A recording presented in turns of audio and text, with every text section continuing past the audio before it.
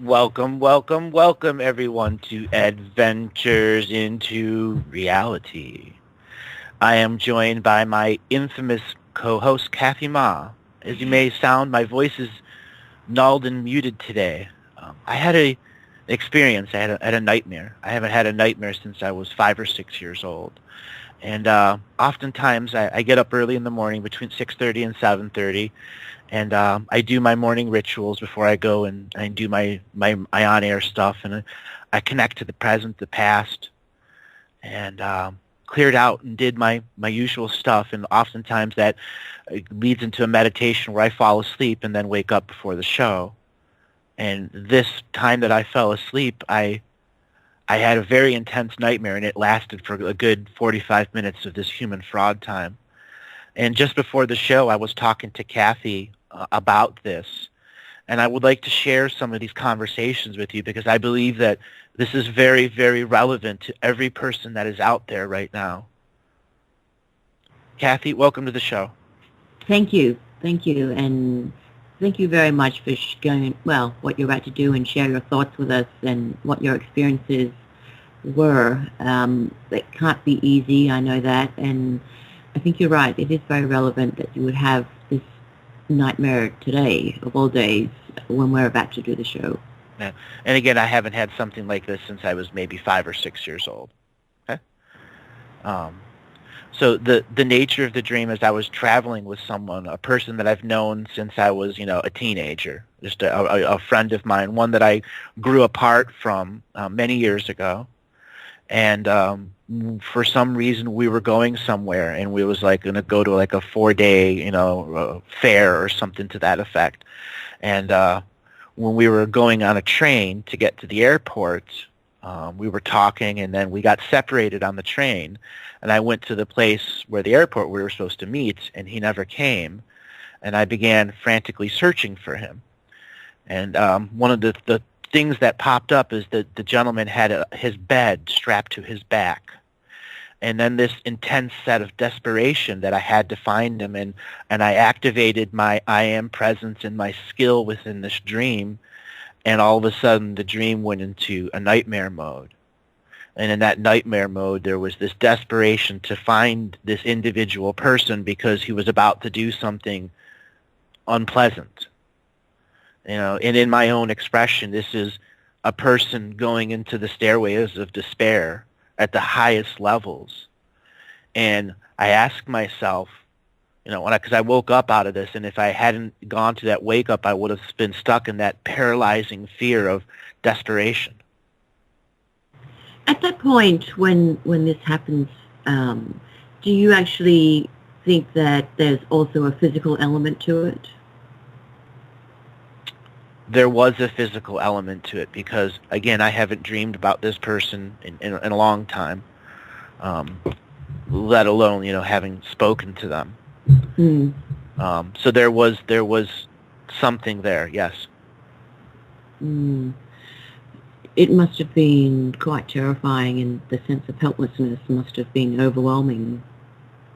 It was. It was so overwhelming that I needed to come back into this world to understand that was absolutely a fraud world. Mm. Yes. Most certainly, it's an extremely disturbing experience. I mean, on top of everything, just to even experience that sense of helplessness and to know that I guess that not the conscious mind, but the awake mind inside you knowing that you can't do anything about it, that is quite paralyzing in itself. What? Oof. Mm-hmm. I mean, now so, feel it. Ugh. This begs the question: is this artificial, or was this something I created? And since this is literally 40 minutes old in me, that is how new this is, I am still at that discernment stage. And me sharing this discerning process is, I guess, my way of helping the audience understand when you are in desperation, you need tools to get yourself out of it. How do you get yourself out of desperation, Kathy?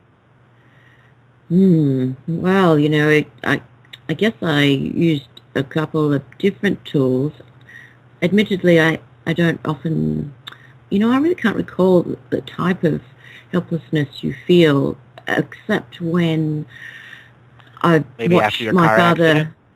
After your Yeah, car accident? I think more watching my father getting weaker, and that helplessness that you can't do anything. Inevitability. Yeah, but certainly the fear is paralyzing, and the only thing for me that I could do to bring myself out of that sort of hopelessness feeling was, of course, practice every day more vigilantly with the grounding to just get myself back in my body so that I'm acutely aware that this is happening, as opposed to being very comfortable and jumping out of your body so you don't have to feel that. So it's easier to ignore, in a sense. To have that full experience is even harder. But then for me, it was like writing a list in my head of all the things that are positive, all the things that make me happy, all the things that I know are good and real and golden, in a sense, that are around me, are within me, within my family and friends around me. And having that power to recall it and feel it from memory helped me but I suppose dissipate the helplessness more, because you have to accept that you can't help everything, you can't fix everything, you can't make changes you don't have a magic wand and you can make it go away.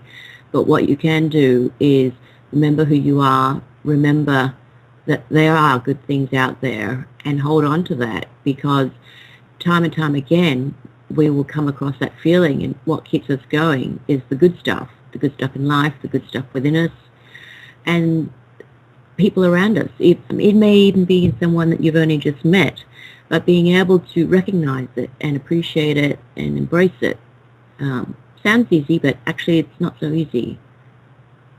Right. And as you were speaking those really special words, there was another part. I remembered now that technology wouldn't work for me. No piece of technology would function in this dream world. Mm. Phones, computers, nothing worked. So you're really all on your own. Yeah, that was, and I'm seeing all of these painted, and I say painted layers because it's coming to me now as I'm using my self-reflection, being able to talk about it live on a show, because I know I'm protected, and I know that whatever that lesson was, whether it's a signature frequency teaching for me, the individual, or for me, the individual, to teach a signature frequency to everyone else at this individual moment. I'm sorry about that. It's okay. The dog's telling something. He's a part of this interactive conversation. Yes. I would say that if there's any heebie-jeebies there, she's chasing them away for you. That's right. Now, I could easily have gone and made this worse in my own mind after I woke up. And that's the insidiousness of some nightmares or some dreams, how they subtly influence you. Yes, that's right. They just seep on in. Okay. I was talking about those painted layers. Now, there are fine times where it is you, your own individual being, creating something for yourself to see. And then there are other times it's an external source. And this is my discerning process right now. We all know there are people out there that can put themselves in other people's dreams. It just happens. We've all had dreams with other people in them. Okay? Am I any more unique than anyone else? I just remember more of my dreams. That's the main difference. When I talk about being in a group of people and having dreams with hundreds of people simultaneously, that does happen every night.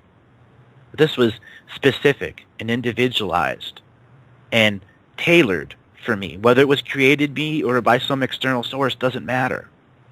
I have to see it as part of the universal evolution here. That's why I'm choosing to share this discerning process. So as I saw a painted layer where technology wouldn't work, I realized that it didn't want me to interact with the technology. And that is where I woke up in the dream. And as I woke up in the dream, my eyes opened up. And guess what was next to the couch that I was laying on? What? My computer. Technology. Technology. Is that me interacting with the technology in the dream and just having something going on, or was that more? This is my discerning process. Because I couldn't find that person with my skill in the dream. Okay? I couldn't find them with the technology. And the second I forced the skill on and woke up the body and got it out of sleep paralysis, because that is a part of sleep chemistry. When you are dreaming, you activate sleep paralysis. That's where I realized I was struggling against my own sleep paralysis for nearly 40 minutes. Wow. When you look back at that now, I mean, when you're talking about it, do you see it from like you were outside viewing yourself, or is it more just you were in there and you could note that you have the sleep paralysis because you're looking through your eyes and seeing? Okay, this is very good. In the dream, I was there. And when I forced the skill active and all of the information went into super overdrive, I woke up and overrode the sleep paralysis. So my human eyes, the physical eyes, woke up in the dream world, and the dream world instantly fell apart, and I realized it was a dream. But I was still battling the chemical side effects of sleep paralysis. My body was sluggish. My voice wasn't working. My hands didn't move, even though they felt like they were shaking, because I was forcing consciousness through the synaptic pathways. Wow. In many ways, that's an amazing experience, yet not good to have experienced. Well, again, like I said, I haven't had that since I was like 5 or 6 years old. So it makes me the next level of question, the next layer of discernment. If I haven't had this since I was 5 or 6 years old, what is the cycle? Is it an external cycle reminding me of a new lesson? Is it an internal cycle saying something from when I was 5? This is the hard work that one has to do when they have dreams. The true compare, juxtaposing the sides and the perspectives, but not getting caught up into one singular way. Being able to step back and look at it in all angles and then contemplate. Correct. There was that moment where in my search process and going through the discernment, immediately I wanted to attach to an external force because it would have made it easier. No, yeah, definitely. Okay. Is that still on the radar right now of my discernment? Yes, it is. But before the show started, if that wasn't what was part of the process, I did my best to close that expression. Okay? Because it's all about preparation and understanding that you can do stuff as preventative maintenance and not fall into polarity. Which is very important, which is truly highlighted in this instance, isn't it? Right. Like, even to this moment, my body still hasn't fully woken up. Still, the effects of sleep paralysis are on it. Have you ever woken up in a dream and just couldn't move? I think so. Because it's almost like I had a dream of that dream. Like, and usually when that happens to me, I'm always falling, Somehow I've, fallen off a waterfall, I don't know, some bizarre things. But it's the sense of falling and trying to grab onto something, but not like falling off a building falling. And knowing that you can't, and then not being able to move. And then I think I've woken up, but really I haven't, because I'm still dreaming that I woke up.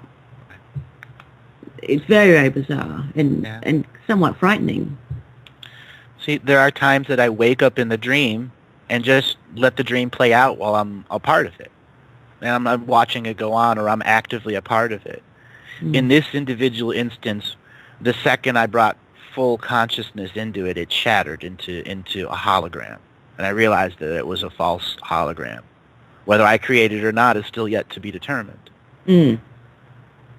At least you have that realization.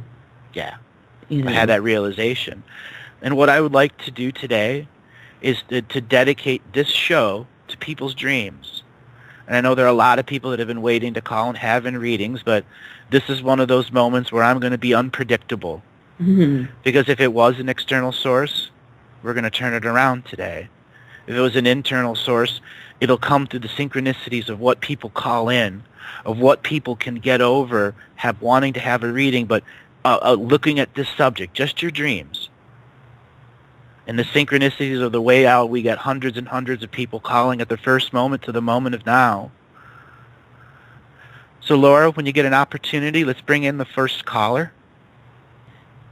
This is going to be amazing, just to hear what everyone has to say and their experiences. The first caller, you're coming in on Skype here. They're ringing in, ring-a-ding-ringy, ring-a-ding-dingy.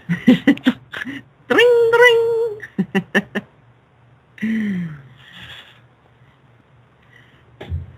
Looks like they're still trying. Anticipation.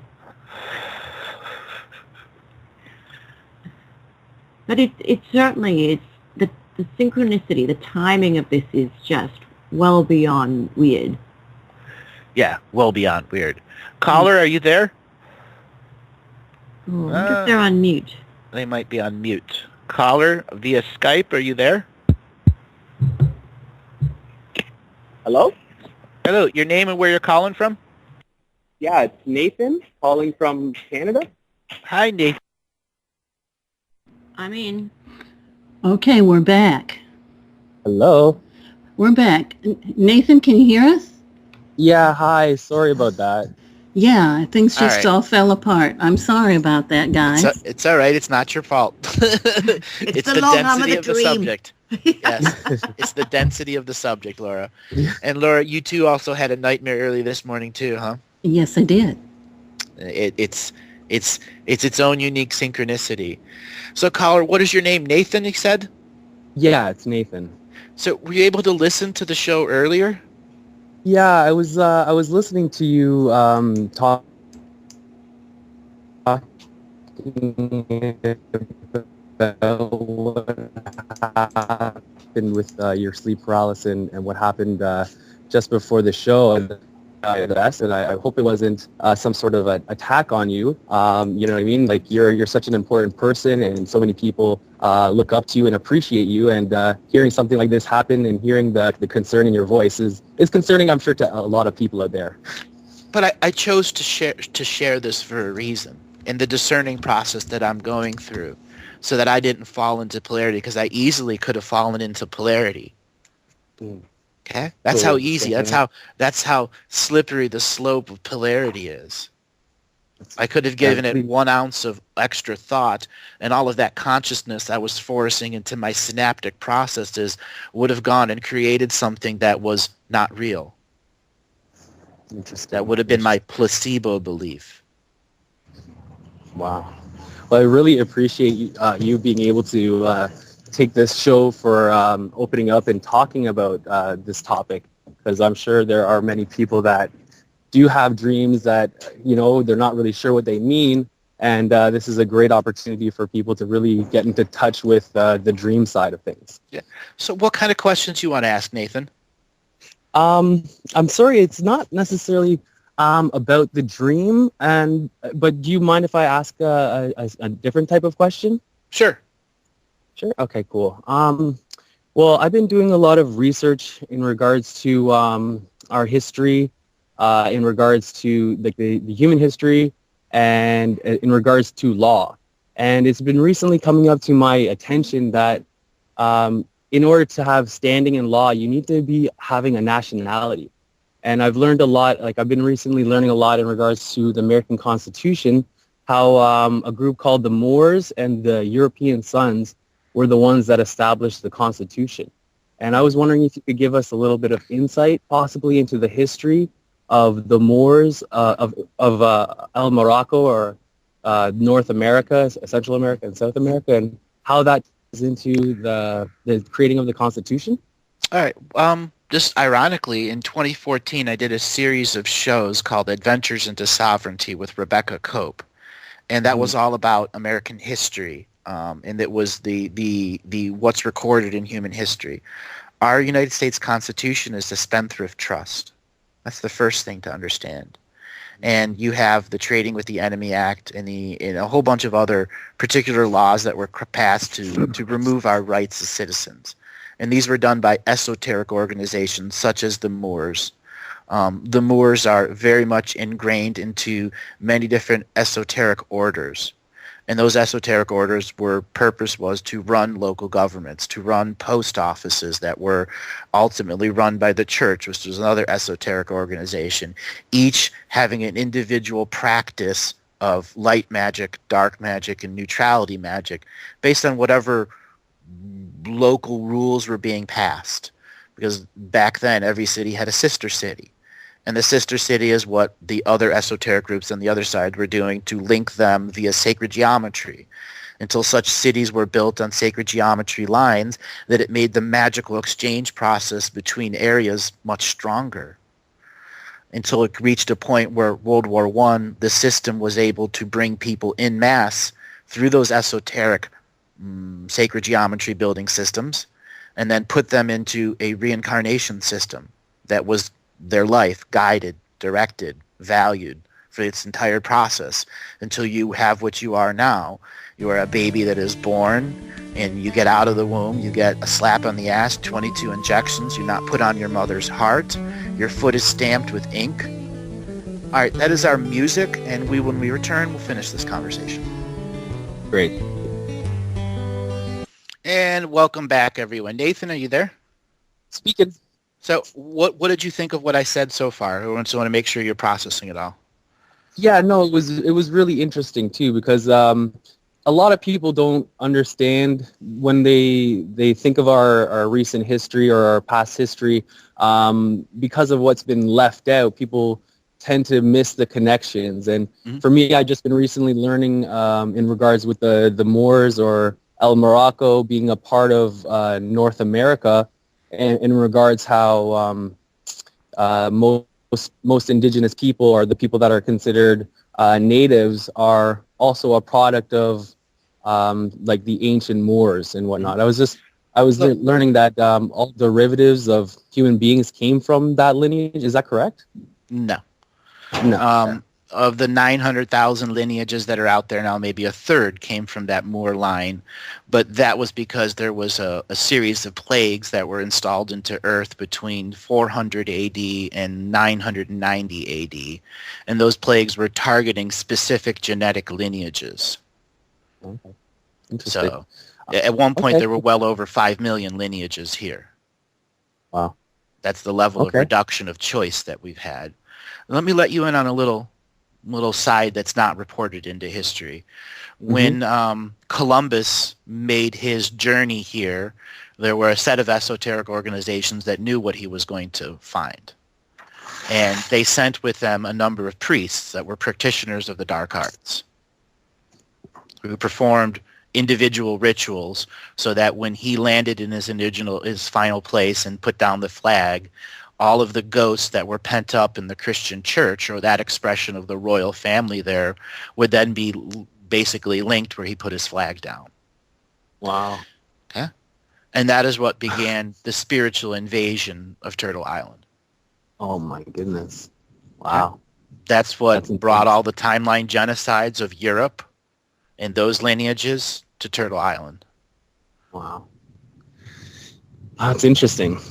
And all of the esoteric organizations that were the founding, things that made government, post offices, banks, churches, city centers, were all ritualized by the various esoteric organizations with good and bad energy, so that there would be a connected network out of ley lines where humanity would override the natural flow of energy of Earth.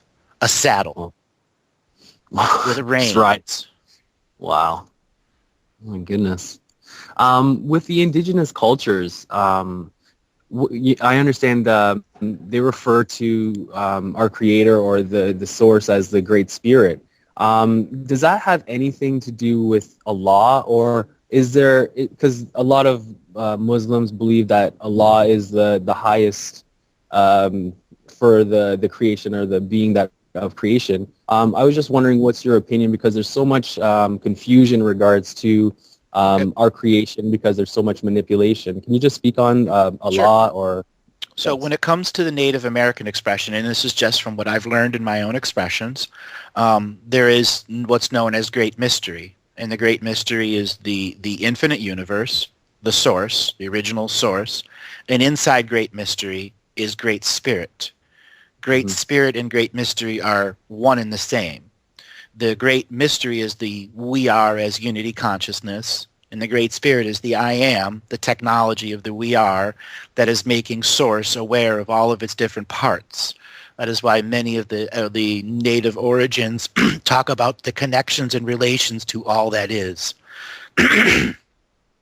So the relations that all that is an easy mental jump into quantum entanglement. And the way quantum entanglement works is observing. So if the Great Mystery can observe itself through its own source technology, then we also can use that same source technology, have relations with individual selves, individual frequencies of time streams, and then can create pods of people in the same source belief that can grow in areas such as Turtle Island, such as the Aleutian Islands, or Lemuria, or Atlantis, where these things can sprout throughout time, just like seeds that grow instantly after in a desert that hasn't had rain in 1,000 years.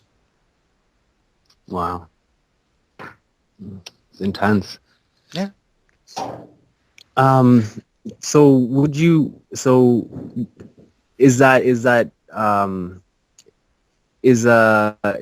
is that tied in with the concept of the Great Spirit then, in a form of understanding, or is that a misrepresentation? It's a misrepresentation, but it's not a bad one. You see, everything has its ability to be created by source connectedness.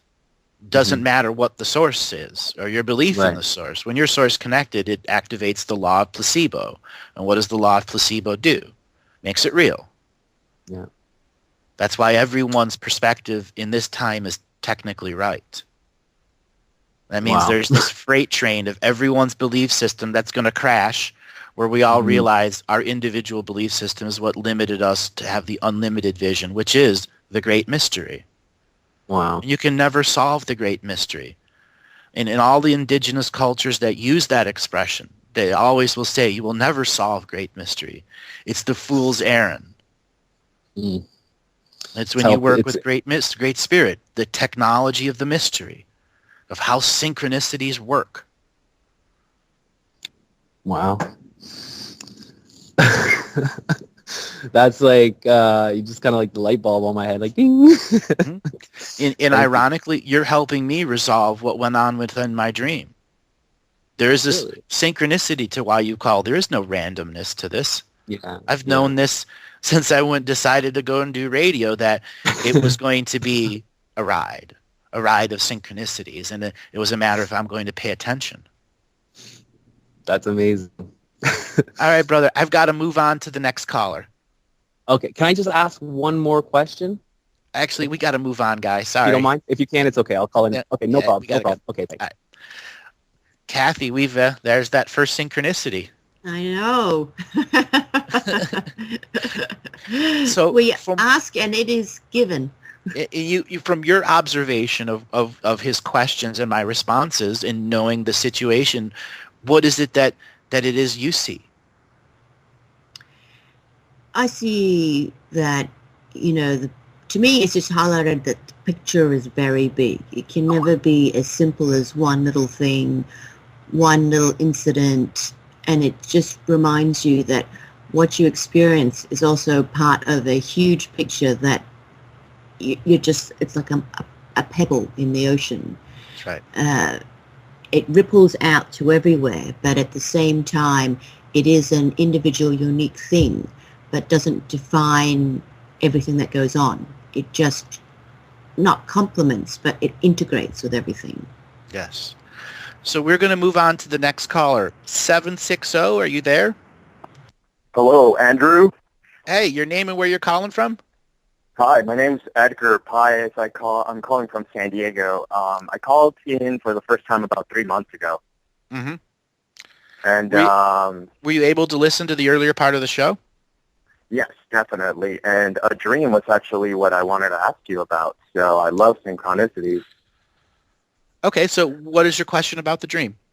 All right. So about this full moon, I had a ceremony where I had the ringing on the lower right part of my ear that you've talked about in a previous recording. And I believe I've been contacted by the consciousness of Neptune. So I don't know if you can give me a little bit of guidance with that. But the dream was about 2 or 3 days ago. I woke up within my dream to hear an intimidating voice, maybe pushing my spirit down or just... Hello? Go ahead. Okay, sorry. So then within the dream, I woke up and I started calling upon my angels to protect me. And I felt a pulse of magnetism just bounce around in my head for a couple of minutes. I actually woke up and I thought I was going to have a stroke, but I didn't. I was fine. So I was wondering if that was a psychic attack or what was your insight on that? Your consciousness stream came inside when you called upon your angelic beings, and you triggered all of your suspended prayers of self-protection and sacredness within you. Similar to what I went through in my experience that I've just described, because you woke up and you were able to overcome the sleep paralysis right away. As for that individual dream, what was the voice trying to say? I don't recall. I recall the emotion of being intimidated and pushed down. All right, so what that is that's actually something that was a feeding entity. Okay. Mm-hmm. So, and it's the pushing down, because there was you weren't in the actual dream itself. It was trying to catch you on the cusp of you intentionally waking up in the dream. Right on. Okay. Now, there are good entities that do that because they're struggling to survive, and you may have agreements with them. Mm-hmm. You may have been in an agreement willing to assist another light being going and doing battle somewhere else, and you might have sent light bodies to it, and it might have been in a harsh scenario where it had to draw a little bit more on the energy stream to make sure that it lived, and you were willing to do that. Now, what made you believe you have this connection to Neptune? A few days before the full moon ceremony where I felt the connection, I saw a vision of the Neptunian symbol be drawn on my crown chakra with fluorescent purple lighting, which is the lighting I see in visions when it's a message or something from the other world. Mm-hmm. And so that's why I think I also received an energetic pulse touch on my thumb. And I asked if it was Poseidon or Neptune, and the pulse reacted, which is why I thought it was him. But so you're doing a form of muscle testing? I don't know. On my right big toe, I get a pulse. It's the second time this happened. The first time was in January. The second time was about 2 weeks ago. I'll get an energetic pulse, sort of like a Reiki pulse, and I'll ask. The first time I asked if it was Zeus, and then the pulse started pulsating faster. And 2 weeks ago, I asked if it was Poseidon, and the pulse started pulsating as well, sort of like an answer to my question. So Okay. What is your insight? Well, the pulse in the toe, where you're saying it's on the right side of the big toe, so it's facing the pointer toe? Yeah. All right, so right there is an acupuncture spot that goes directly to your left brain and right brain, as well as your cerebrum. So Okay. that's the first acknowledgement, meaning that there is some form of energetic channel that is responding to that. I think that would beg to have individual Reiki treatments put into that spot of the toe, and then to visualize, each of the different symbols that you're doing, following a line up the leg, from both things to connect into the tailbone, to go into the spinal column, and then go into the brain, and connect those two with your own healing visualization to understand that this is a Morse code that you may not have the full code to. You may have unpacked the first layer, and there could be thousands of more gigabits of information if you were to just know the next layer of decompression code, which is the manifestation of what it takes to track the synaptic patterns of why this is indicating to your knowingness that that's occurring. Are you there? Yeah, I'm here. It just cut off a second. Okay. So I want to bring Kathy in here for a second for her perspective. It's a really, really interesting dream, to be honest. Did you say you had it a few days ago? Yep, I know. I was still a little. Ooh. Did we just lose him? The long arm of the dream goes everywhere. The long arm of the dream goes everywhere. You will not talk about it. The energies are really building up too.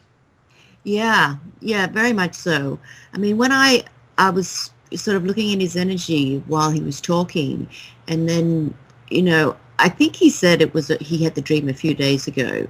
Yeah. Because to me, it's almost like there's some part of him that has it's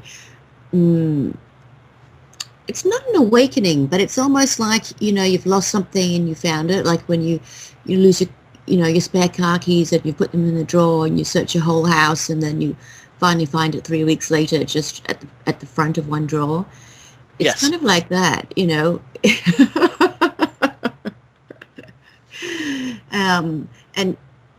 you spend the rest of the week thinking about how could you have missed it? It was right there, or did someone move it? Yeah, who moved it? And you're the only one in the house. Yeah. For me, it was a lot like that. It's like, there's a lot of stuff going on, a lot of information that he as being within himself does know and has experienced or has contemplated, but it's just being pushed to the back. And now the discovery of it or rediscovery of it is just like, ooh, and to see it and wonder how you got from A to B is I guess in a sense it's the journey. You have to be able to release and let go of how, why, and just accept, face it, and move on with your realization. Sometimes you never understand how you get from A to B, but in a sense it doesn't matter. It's what you do when you get to B that matters. Mm-hmm. Exactly right. That's what matters. Well, we have our next caller here, Kathy. 908, your name and where you're calling from? Ken Weber from New Jersey. Hi, Ken from New Jersey. Have you been able to listen to the show earlier? Oh, yes. I heard all about your dreams. What do you think? Was it black and white or color? Color. Okay, then you're dreaming from the heart, right? Yep. That's my discerning process. Yeah. You didn't go into super detail on it, so I really don't know exactly what it was, but the person was going to do something very drastic? Yes, they had their bed on their back. Wow. Again, I have my I inner don't know what that is. Well, I stairway of despair. That individual person went into a stairway of despair that means they're going to do something that probably means something unpleasant in the long run for their life. Yeah. Commit suicide, maybe. Mm-hmm. Or try to do it. Or try to do it, yeah. So what kind of questions did you want to ask today? Well, the big question is that I love your show. Thank you. And I first tuned into your big, long session of what you did with the other gentleman on the Galactic history. That was fantastic. Of course, I didn't understand everything, so I had to play it 2 or 3 times. But finally, I got the wording right, and I actually understood it. But I had a dream about 2 years ago, and this was black and white. Mm-hmm. And I was sleeping on my right side, but I was also sleeping on say, a log cabin on the porch, on a bench. And all of a sudden into my sight, this bear comes closer. And it was one of those short-faced bears, those ancient ones, you know? And let me tell you, I was totally petrified. I couldn't move, I couldn't talk, I couldn't do anything. And all of a sudden I woke up, and I was trying to scream, and I woke up and I was in a sweat. Oh, it was really something else. And I had been reading books on how to do astral travel and stuff like that. So once I did this, I said, okay, that's enough with that travel stuff. You know, I got myself into trouble. So I asked when I was at a session with Drupal Melchizedek's thing, and they said, well, it was probably one of your sacred animals protecting you because your soul had not gotten back into your body quick enough when you were trying to wake up. And that's why you were still in a paralyzed state. Maybe you could look into it and see if that's true, or is there something else going on? The second you described it as the short-faced bear, I knew right away that it was something was defending you in time. Those are time travel totem beings. Mm-hmm. And I'm very familiar with them, as well as the black jaguars with the glowing green eyes. They are the stalkers of time. They are the hunters of time crimes, people that do commit time crimes. Oh. Yeah. And something was trying to do a time crime on you, and it was making sure that you had something to help you. Uh-huh. So is that like a spirit, an animal spirit there that's trying to protect me? Or was that something that was trying to attack me? It is an animal spirit. Let me give you context. So 41 million years ago, there were Lemurians living on the surface of our world experiencing the first expression of the ghosts of timeline genocide, those things that had lost their experience but weren't ready to come back into contextual reality. So a layer of life spawned on Earth to deal with that, and those are those types of totems. They're there to function for those that have fallen outside of time. So they will track these what are called null portals and go inside null space and begin to pull people from null space back into human space so they can once again incarnate back into time. Some of them can be seen as dragons, and some can be seen as lions and bears and jaguars and other things to that effect. Mm-hmm. But it's all about understanding the void in which the being exists in. And after a while, from 41 million years to 9 million years, and then the additional timeline genocides that occurred here, there was a massive population of beings doing exactly that. And then when the timeline genocide wars were at a low phase, there were all of these beings that were time stalkers that needed to be in physical bodies with ancestral beings, otherwise they would never be able to do what they're doing. And therefore they got entwined into timeline wars themselves, and found themselves inside the void with other beings doing the same thing, trying to pull these protectors through. Uh-huh. A vicious cycle that was trapping the most powerful of guide beings from being in our world.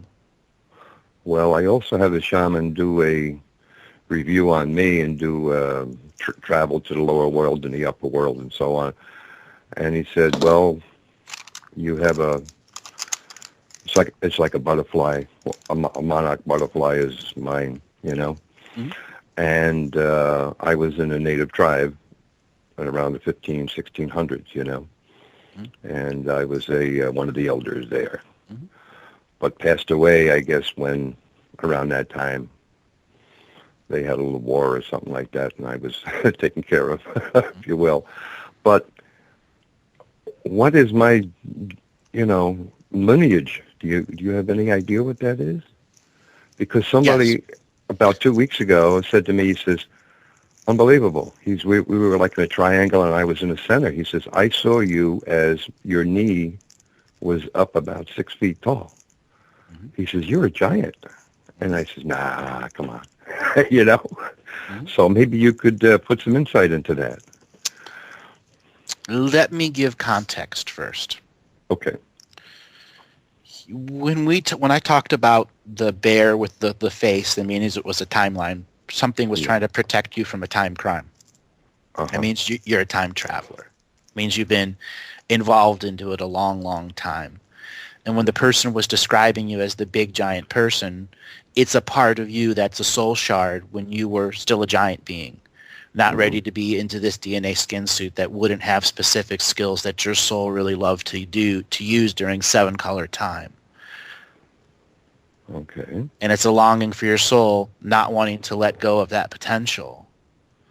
So you've recreated in this human frequency but haven't integrated the soul shard this lifetime of you as a giant being who interacted with Atlantis and Lemuria and could live 30 to 50,000 years. Is that good? You could have several thousand offspring during that time too. Wow. And it wasn't all about war. Yeah, it was more of a higher level. It was the act of transformation, swords to plowshares, getting rid of the weapons of war, demilitarizing the surface of our world to show that we were a peace-loving species to the rest of the universe that didn't look at us as the good guys. Right. Okay? And then to create a defense force that wasn't seen as offense, that wouldn't trigger other species to come here and murder us in mass. Well, that's good. Very, very interesting. So the individuate soul that is you is ancient and is giant. And it's time for you, this micro third density being, to begin to integrate those soul shards and explain to them you are not in competition with them. And any version of yourself that is still in hierarchical competition, you have your sovereign free will to move on to another timeline. This one's mine. I am the I am presence now. You aren't. Right.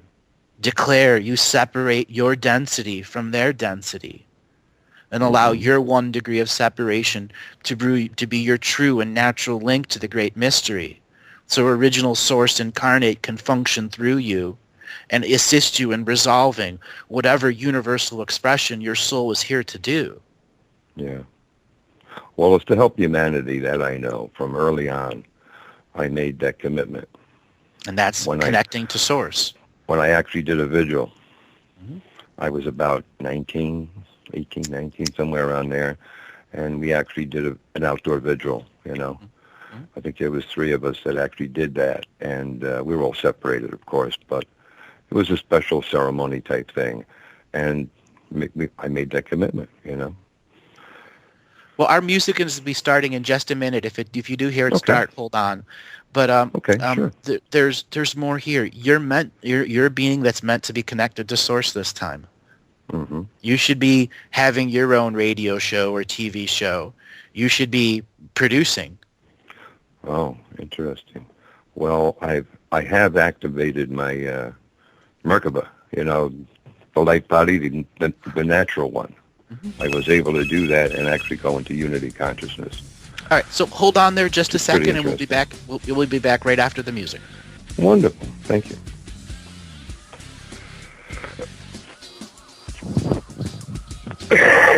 Hello. Well, welcome back. I was muted there. Oh. Pesky mute button. All righty. Sorry, where were we? I lost my concentration there. I had to go for a cup of coffee. Literally, yes. I went for coffee. Yes. So, I was talking about my Merkaba that I actually had the activated of the natural one, which is pretty good. So I was telling you about being connected to source, and when you talked about the Merkaba activation, the Merkaba activation is so more source can come to you. It's not for you traveling everywhere else. Right. Okay. That's the first thing to understand. So when you're going to be source function, incarnate, source connected, it's understanding source has an agenda, and you are a part of that agenda. And it's not that you don't have free will. You do at every moment to work with source or to not work with source, and to try to begin to unravel your expression of what great mystery is. The individual mystery of your life is what's led you to the moment of understanding your source connected, and all those individual mystical moments that reminded you you're source connected, and that you should be sharing that with others. Yeah, well, I also heard you on another program that you had just recorded that you're going to be teaching about how people can read the Akashic Records. The same way I do. That's correct. On September 3rd and September 4th this year in Seattle, Washington, I'll be putting an event together that's called Living the Mystical Life Daily. And if people would like to go and find out more about it, you can go to andrewbartzis.com. And as soon as you go there, a little blue pop-up window that says Living the Mystical Life Daily. And all you got to do is put in your email, and then you'll get a series of videos that talks all about what the event is and how to go to it if you want to. Uh-huh. Well, that'd be good. That's specific. Also, I'll be teaching about Galactic History 2. And the whole point of Galactic History 2 is when people get initiated into reading the Akashic Records, they can see the levels of polarity that are in the records and the skills of sacred neutrality that one needs individually so that they can maintain their ability to read the records. Right. Ultimately, that is what makes me different than everyone else. I chose to choose sacred neutrality as the actual expression for me in the Akashic Records. Within that expression, you have access to all layers of the information that you choose to integrate. Yeah, that would be good. I have not been able to read them. Okay. So I think you would be able to do it very easily. Yeah, but I still need to know how. You already do. Okay. Well, I have to remember that. Let's put it that way. No, it's more like you ever use Lego blocks? Sure. It's more like getting back into the frame of mind. I'm going to build something, no matter what it looks like. Okay. And when you can get back into that young mind that's just going to build something, that's just going to create it, it comes naturally. We function with the Akashic Records every day. We are more than the sum of what we've heard, read, or studied. And when we function with that, even on the most microest levels, we are still using our multidimensionality, allowing the stuff that we don't know that we know to be a part of our decision process, that gut instinct. That gut instinct that is telling you for how many years now to follow a spiritual course. Yeah. To keep a moral compass. I worked as an engineer for years, and people said, "How come you're so calm?" I says, "I'm comfortable with doing engineering," and most other people were, this is a chore every day. For me, it was love every day, because when I needed to know something, I just knew where to get the information and get it and say, "Oh, yeah, we got to do this." And they'd say, "How did you know that?" I don't know. That's you using the record. Right. I was using it all my life. Except for one time I was doing on a big cathedral that was at West Point. I says, I need the contact, the universal guidance here. I'm missing something. I couldn't get certain information. And finally, I had to climb up these spiral stairs all the way to the roof and then to the bell tower. And I says, aha, now I see where it is. Nowhere in any drawings or anything else did it have this opening to let that air out of the roof. And I had proved that it was designed properly, exactly the way it's supposed to be. Except I couldn't find that opening until I climbed that stairway. And then I said, thank you. You answered my question. And then we went about doing all our business. So we had to do engineering there. See, but it was you allowed the mystical to be a part of your everyday life. Oh, yeah. You allowed without even knowing it. Yes. It was just there. And that is exactly what Living the Mystical Life Daily is going to be about, how to integrate the Akashic Records and Galactic History into your life so that you can have scales of understanding. Because everything that is happening now is the most microest scale that actually means nothing in the bigger scale or even the medium or short scale of who you are. Mm-hmm. We're going to look back on these. We're going to look back on these times. Okay. Well, my wife always said I have a Perry Como type of laid-back type of, life, That's how I always was, because I knew. If I need an answer, I know where it's just going to come. Okay. I want to bring Kathy in right now to add her perspective. Great. When you were talking about your dream originally, it was just, for me, it was very, very clear that it's almost like something out there or something within you, whatever you're more comfortable with, however you think of it, is waking you up. It's almost like saying, it's time to be accountable for what you're doing, for where you're going, where you've been. Stand up and be counted.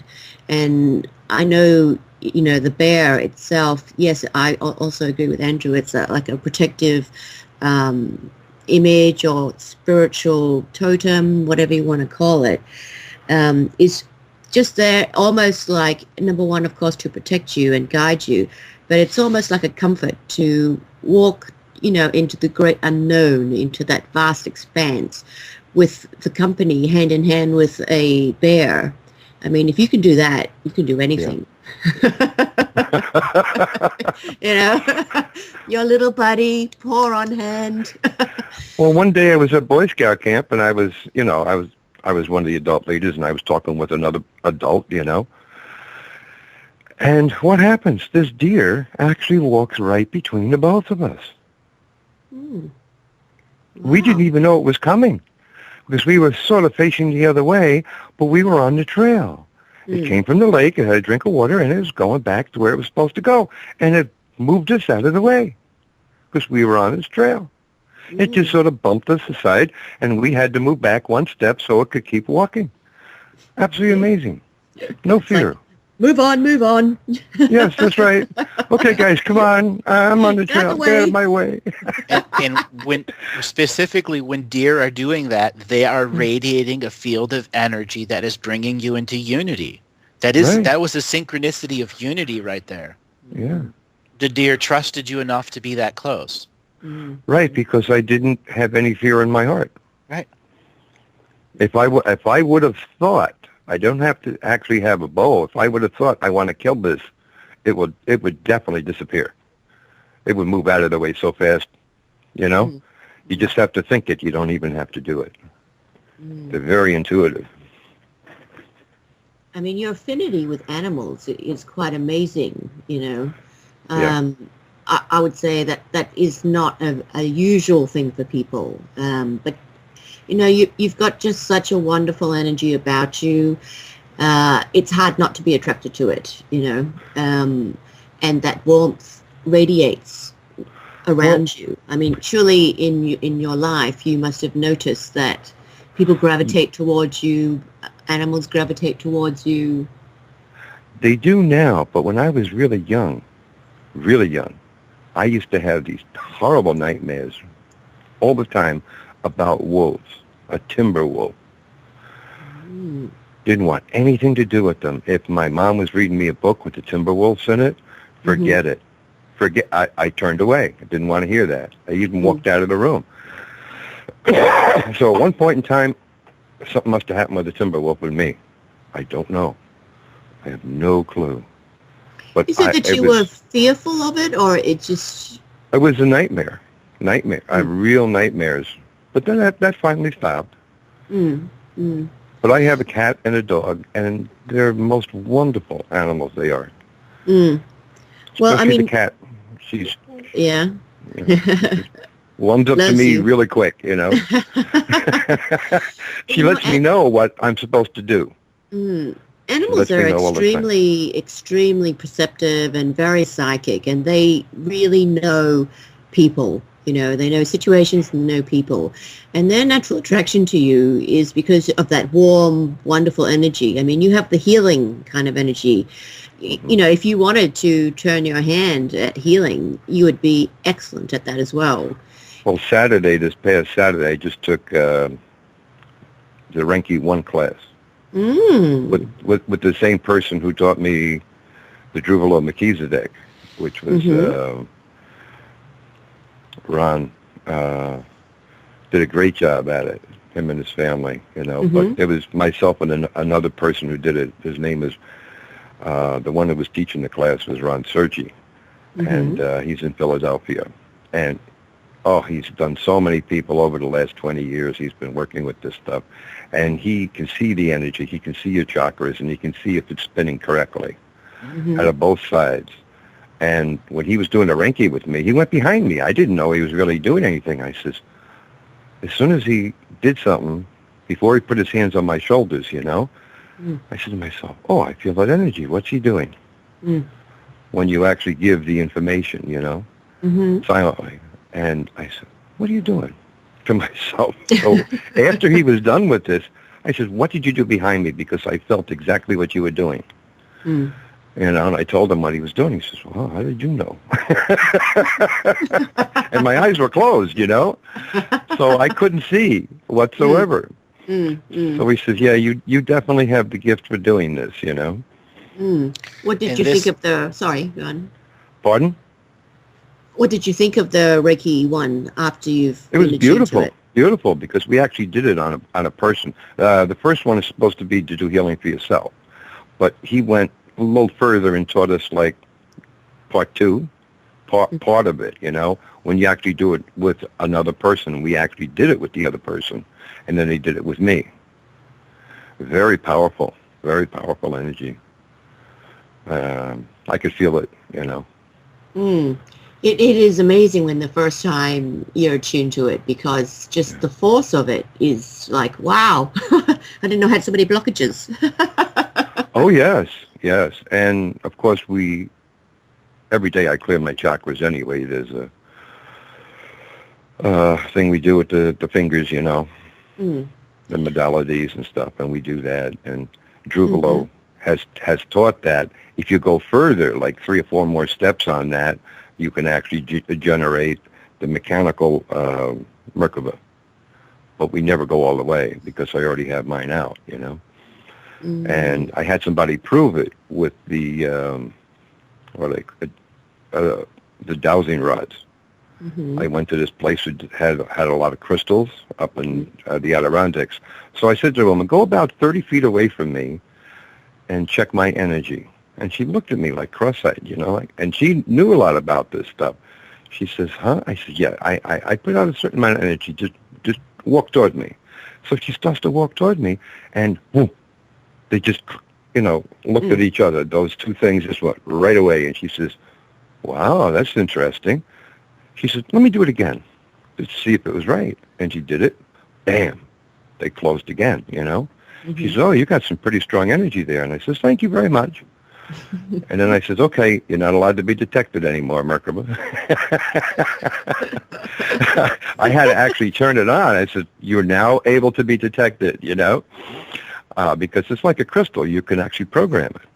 That's correct. So if you'd like to have another way that your mechanical side of you, the engineer side of you, can entangle with the spirit, what you can do is rig a very simple pulley system that has a small piece of copper, a small piece of silver, and a small piece of gold.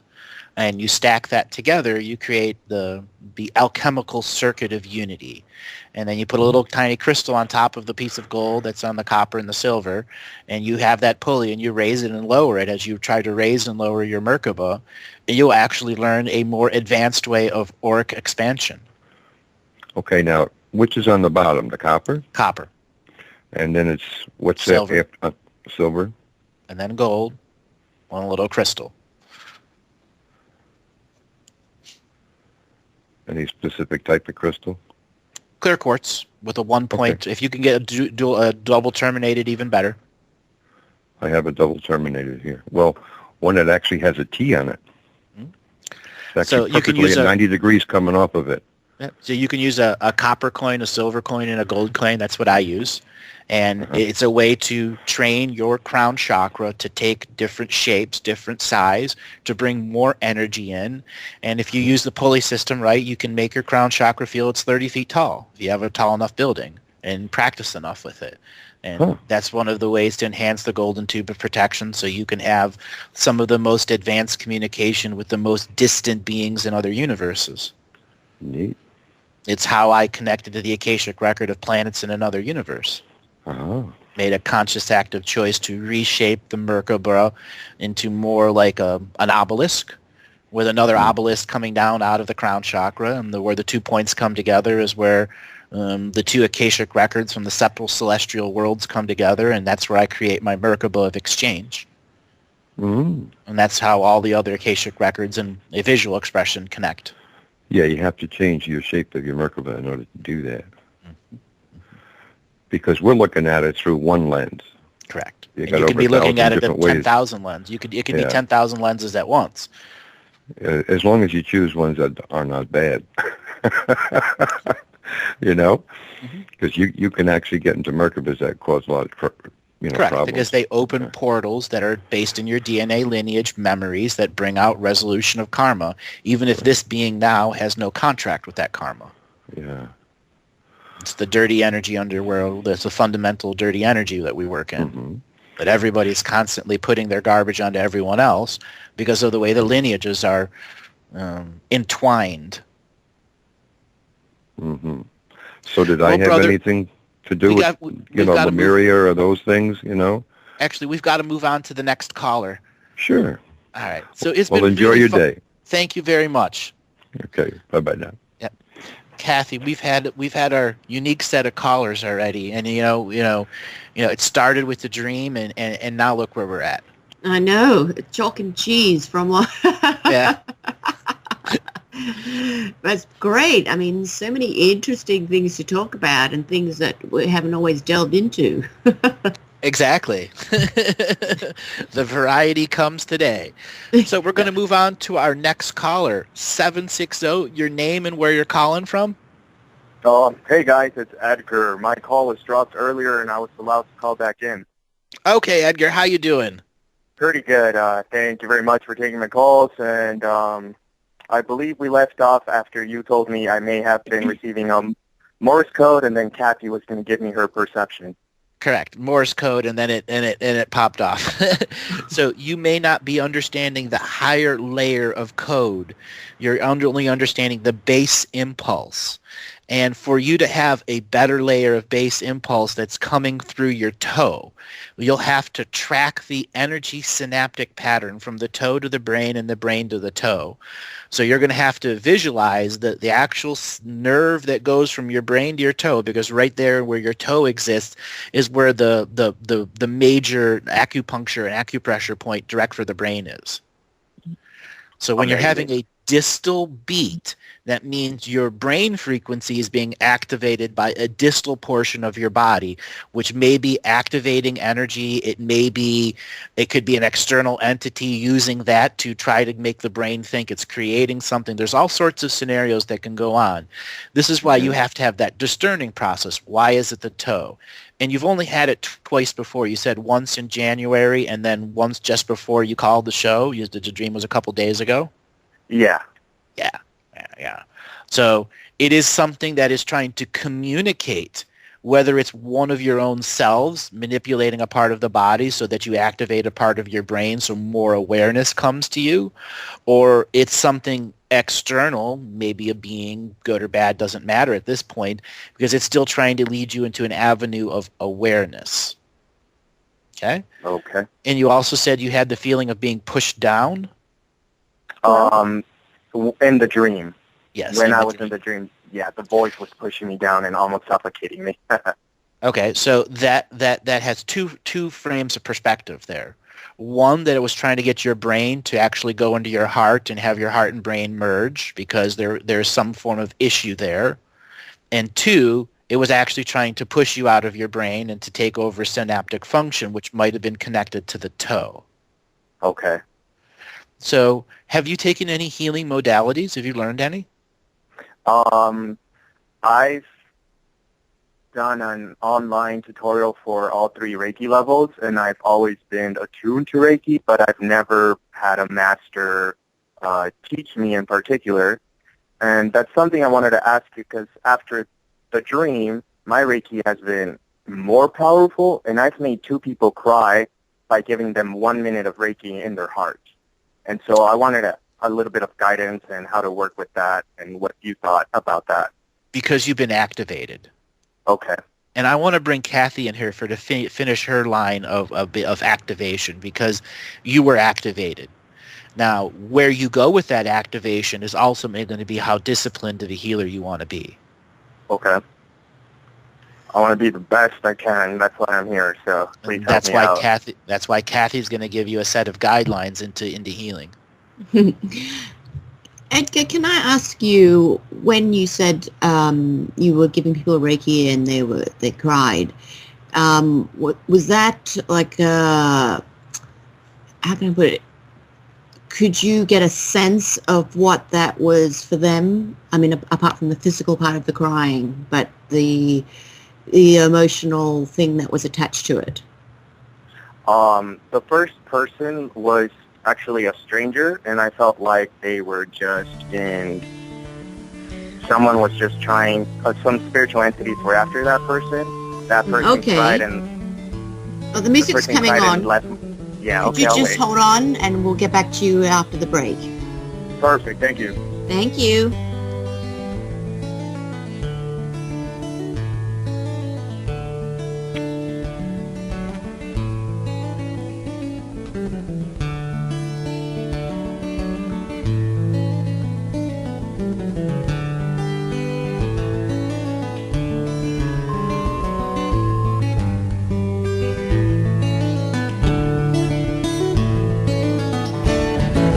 Welcome back, everyone, to Adventures into Reality with myself, Kathy Ma, and the amazing Andrew Bartzitz. And remember, everyone, you can get a private session with Andrew or myself by contacting Tenoch at galactichistorian.com. That's TENOCH at galactichistorian.com. And we'll be able to get to the bottom of your issues and help you see a better way ahead. So, Edgar, you were telling us about your perceptions of the woman who was crying when she was receiving Reiki from you. Yeah, correct. So the first person is involved with drug addiction and abuse, and the second person is going through a divorce. Mm-hmm. So I didn't get a feeling of what I was feeling. I just got the intuition that I needed to lay my hands on them in that moment. Well, with Reiki, that's the way it goes sometimes. You might decide that you know what the issue is and put your hand somewhere, but the energy does go somewhere else that, is suitable for the person. I ask you the question because to me, it looks like you have an incredible awakening in your sort of healing side of yourself. And when I look at your energy, I would say you should be able to instinctively or intuitively know what's going on for people when you put their hands on them. It'll almost be a little bit freaky. If you haven't quite got there yet, which it seems to be the case in what you describe, be prepared, because you will find that when you do put your hands on people, you will start to get like images in your head, like snapshots of things that are going on for them. And it may not necessarily be that particular person in your imagery, but your mind will show you what it represents. By that, for example, if you have your hands on, your neighbor, and suddenly the imagery is of Charlie Brown and Snoopy doing a scene, it doesn't matter that it's Charlie Brown or Snoopy. It matters what you see and the scene that's being played out. Because when you start seeing that, it can be a bit daunting and a bit scary because you think you're a little bit hallucinating, but just embrace it, because you will be able to get a really clear picture of what's going on for people. And by clear picture, I mean non-invasive clear picture. And that will really assist you in helping them understand what's going on for them. It's a true gift to be able to have this ability. So it's something that I advise you or recommend that you really embrace when it happens, because you could go anywhere with that skill. And it doesn't have to be just Reiki. You can do other disciplines or forms of hands-on healing or body work, and you would have the same imagery and the same, let's call it, result in terms of that side of you awakening and the ability to be enhanced. I think it's really worth you exploring, and don't be scared of it. Okay, right on. Yeah, definitely resonate with what you're saying.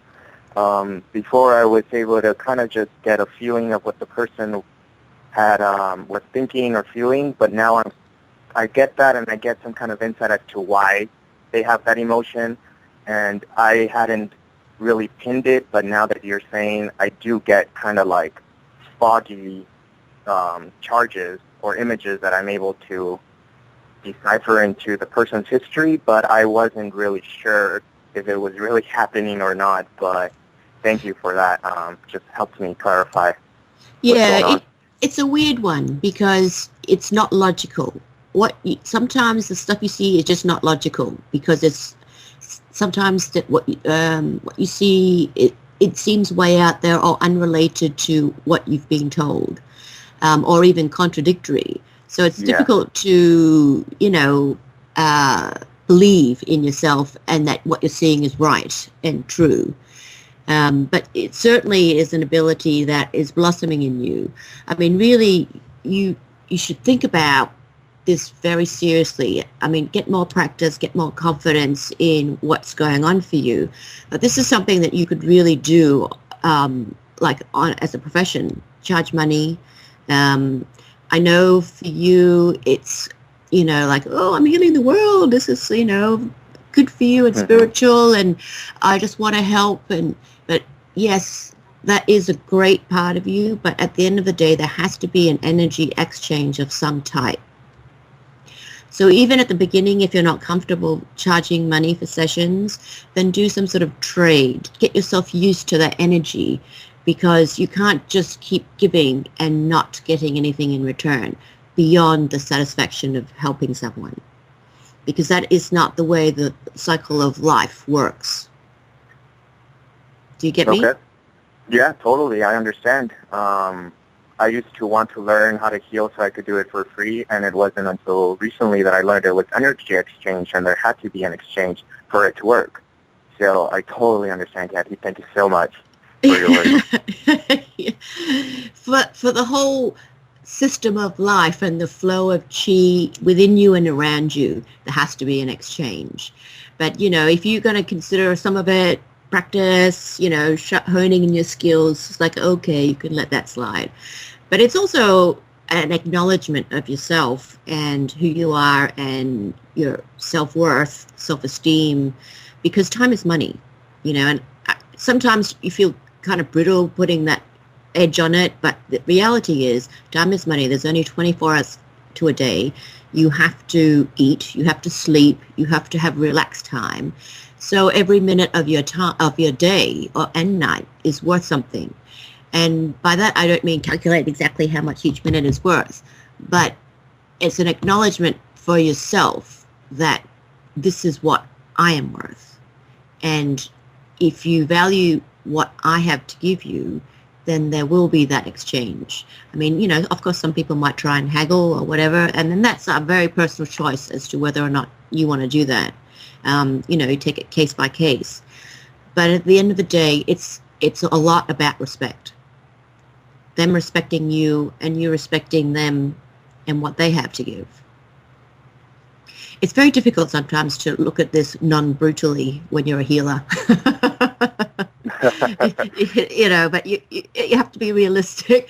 We live in this physical world right now, and that's the currency of it. For yourself, your time, and confidence, self-worth, self-esteem, it's all tied in together. But if I can just jump back quickly to the dream that you were talking about, for me, a lot of it is about coming into your own as well. Often with dreams, for you anyway, you will find that you get a lot of a little clue about what's coming to you.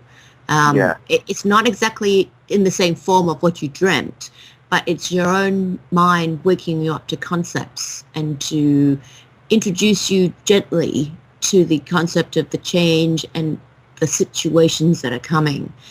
So it's something that it can be daunting, yet embraceable, yet scary, yet comforting. Nothing's ever easy, is it?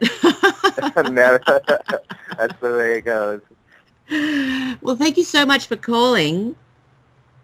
Thank you so much, guys. And when you go back later, go and listen to this show when you get the summary of it all in a week or so, because we did talk a little bit about you when you went off air, Edgar, so you'll find that interesting. Okay, awesome. Looking forward to it. And I guess one last question. Am I supposed to learn and then go on and teach and be a master teacher, or just a master healer? Or what's supposed to be my goal with this ability, this life? Be a healer first. Okay. And then inevitably one day you'll realize you're a master healer, and you've already achieved that part.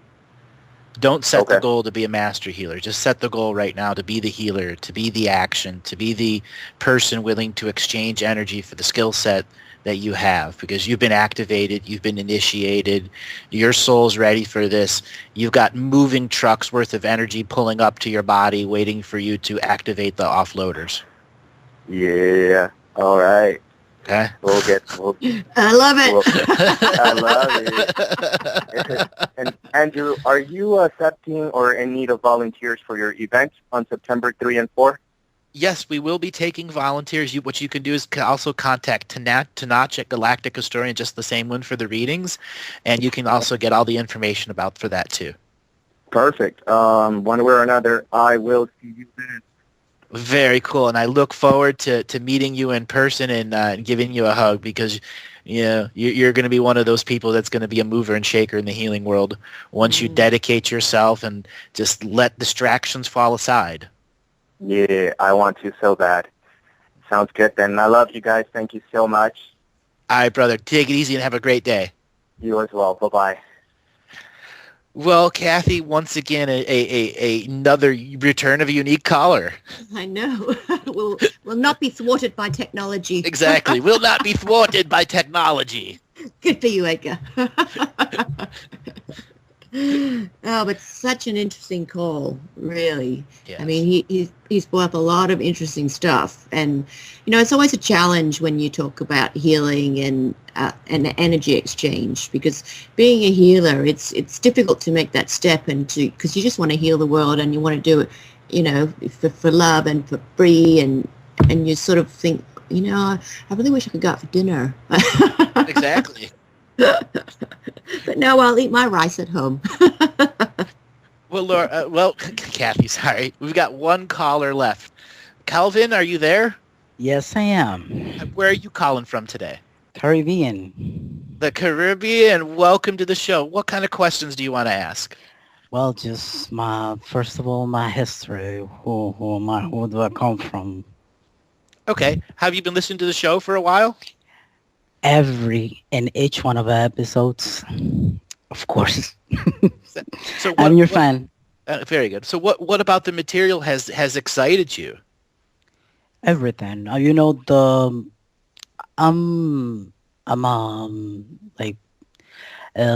some sort of person that I'm my own teacher. I mean, I've been gathering information and doing practices all by my own. I haven't had the opportunity to meet a master like you, neither personally or online. So I have to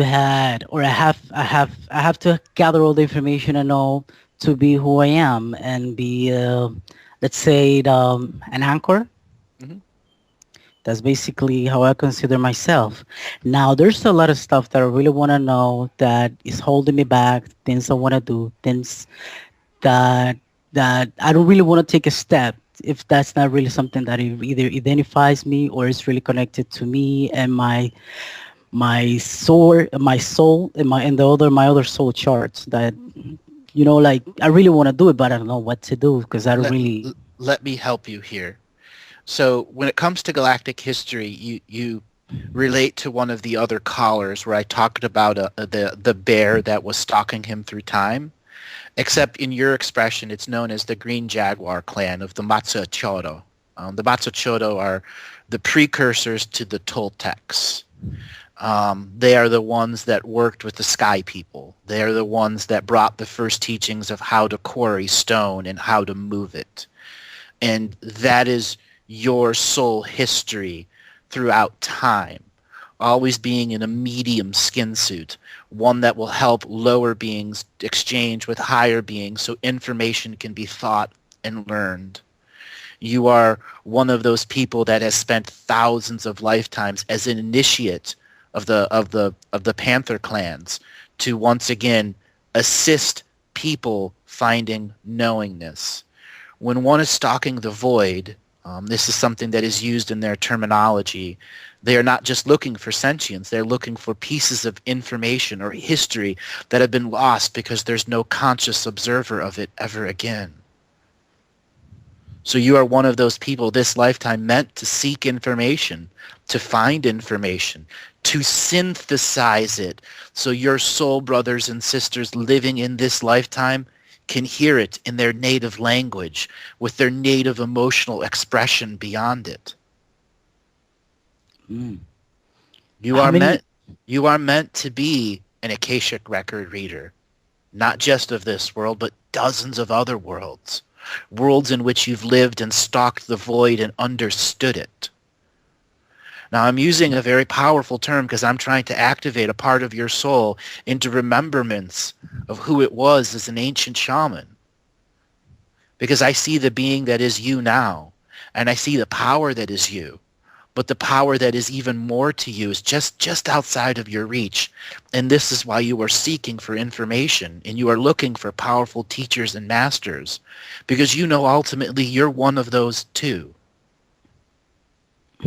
Definitely, that's how I feel. I feel I know a lot. Actually, sometimes when I talk to people, that there's a lot of stuff that it just came to me because they told me they didn't know what they were telling me, or they were my master but they didn't know. And so they gave me a lot of teachings, a lot of different masters. I put them all together, and neither one of them was able or is able to put things how I put them together. Because you synthesized them. You took a process from everything and you made a whole new creation out of what you learned. Awesome. And how many parts of myself are right now in this lifetime? In this lifetime? It's just you. Only me? Okay, and that's rare. And you must understand the rarity of that. It is because all of your other parts that are significant are still stalking the void. Okay, so you have thousands of shamanic parts of you holding space so you could be here. So you could put together an agenda so that all of the other soul families that were in unknowingness, that were abused, that didn't have the better knowledge, were gullible to whatever it was, that some form of light would stand up, and that all of those other beings holding space in the void would shine their light to you. So you could attract those that need out of their moment of desperation. Because they don't know what's going on around them, and you don't want fear to be in them. Absolutely. Explain the void, so I can better understand it. It is everything and nothing. So the process of stalking a void is what the ancient shamans of the Jaguar clan would do. They would take a very powerful concoction of hallucinogenic stuff, and they would go for 10 to 20 days that way. And during that time, they would have other shamans that were tending them. And they would go into a place of nothingness, absolute nothing. It's known as the Hanabku. It is the crack in the universe, where you've gone to the very end of the universe and gone to the space in between all universes. And there you are looking for consciousness that has lost its I am presence, or for information from celestial bodies that have chosen to move beyond this realm, but have been leaving a trail through void space of where they might have gone. Because the stalkers of the voids are looking for the celestial bodies that have lost their I am presence and all the ancestral connections they have. Because by manifesting them in void space, by observing them, you make them here, real in the world now, and are able to download their soul codes into your individual DNA light body and once again emanate them as in existence instead of in non-existence. Thank you. I would like to know about my son and his mother. Okay. I want to bring Kathy in here real quick to talk about what's blocking you right now. Because there are some simple medical stuff that you need to take care of that will give a lot more ability for you to thrive in this thing and to be able to make money doing it. Thank you. Hi, Kelvin. Hi. All right, why don't you ask me your question first so that I can see if I can get everything in. Okay, well, I've been lately doing Qigong exercises. Mm-hmm. Actually, to be honest, that's unlocked a lot. A lot of stuff that I knew it was going to come up someday and I was going to easily understand it, that it didn't come off even having a lot of energy going through me, that I could tell that it was really light energy. Mm-hmm. So it's amazing that I made this, but the negative energies that are being attached to me, my house, and the surroundings, and of course the problems that they cause and the health issues. I would like to know how to work out how to resolve or how to get rid of them, and what has to be done. What is it that I'm not doing, or what am I doing that is not right. So when you say negative energy is attached to you in the house, what is it? Can you give me an example? Negative beings, parasites. Mm-hmm. Okay. All right. Let me cut this up a little bit.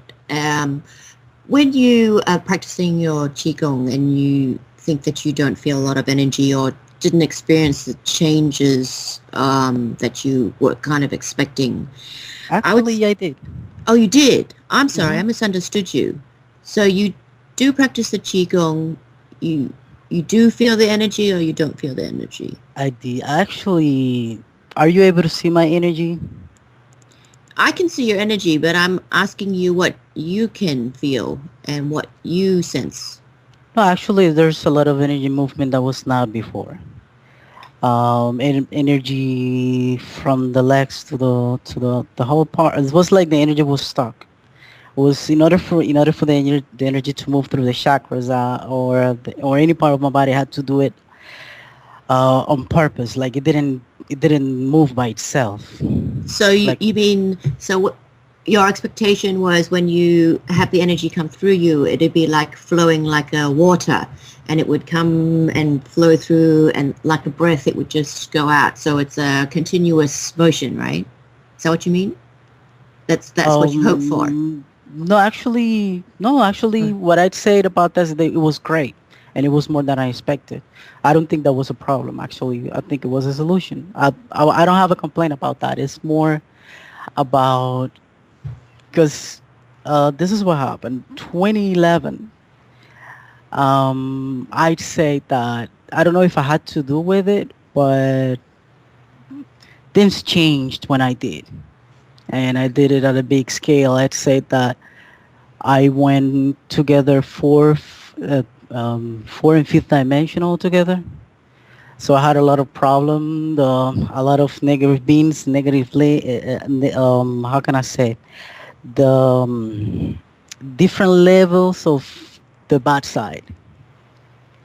They wanted either to use me in their way because of the power I have. I know I have it. And I didn't want to go with that. So they came all against me.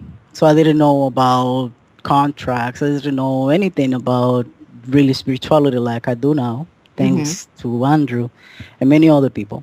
And they just made a mess of my aura. I mean, I will say they actually, in dream time, I was able to, I was in a constant fight because they were accessing my aura. I was, with my ignorance, I guess, trying to get my consent to be part of my body and block all the energy. So I had a lot of negative beings, and I've been ever since like taking out and fighting. Then after doing some declarations and breaking the contracts and many other things, they haven't been able to get to me, but I still feel a couple of them that they're attached to me that I'm not able to remove. I even was doing cleaning with sage. I could tell that some of them got out, but some of them still attached to me, the room and the house in some way. So, okay, maybe let's cut this up in a different way then. We've got limited time, so I'm gonna speak fast. Go ahead. Okay, this is like one issue is the spiritual beings that are messing with you. Another issue is your own body, your internal health, and how to reconcile all that. And another issue altogether is being grounded enough to deal with all of this stuff. So one of the things that you really need to look at for yourself is, in terms of internal organs, is medium lower body. So your liver, gallbladder, meridians associated with things like this. So think about a liver flush, things like this. So that's a whole big topic, so I'll just leave that little part with you. In terms of being grounded, really you need to focus more on earthy things, on your day-to-day physical world. On your day-to-day, so on your everyday life, I would like you to try do even more than you are now to be grounded. Walk in bare feet. The sage is a great idea, but you also need to bring yourself back into your body more, because the more you are within your body, the less anything outside, spiritual, whatever that's messing with you, has an opportunity to affect you again. So look up things that are of grounding, because when you have that, you will find that you are less affected by these type of issues. I'm really sorry we're running out of time, Kelvin. Okay. But it was really great to be able to talk to you. Thank you so much for calling in and listening to the show. Thank you. All right, everyone. Have a great time. We'll be back next Monday.